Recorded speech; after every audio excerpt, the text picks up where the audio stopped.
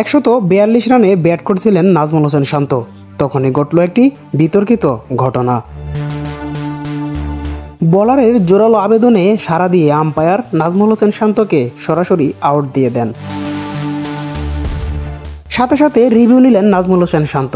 আলট্রাইজে দেখা গেল বলটি তার ব্যাটে লেগেছিল, আসলে প্যাড টাচ করেনি, অর্থাৎ নাজমুল হোসেন শান্ত নট আউট। কিন্তু এমন একটা সিদ্ধান্ত কি করে দিল আম্পায়ার? বল ট্র্যাকিংয়েও লক্ষ্য করলে দেখা যায় বল পড়েছিল লাইনের অনেকটাই বাইরে। এটা কিভাবে আউট হয়?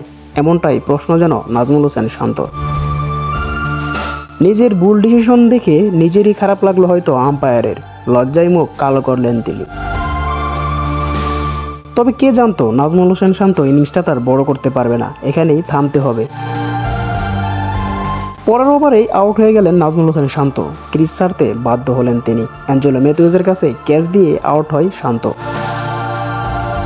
আউট হওয়ার আগে নাজমুল হোসেন শান্ত তার টেস্ট ক্যারিয়ারের সর্বোচ্চ রান করেছেন শ্রীলঙ্কার এগেনস্টে। 148কে টপকে করেন 163 রান, এটাও আবার শ্রীলঙ্কার সাথেই।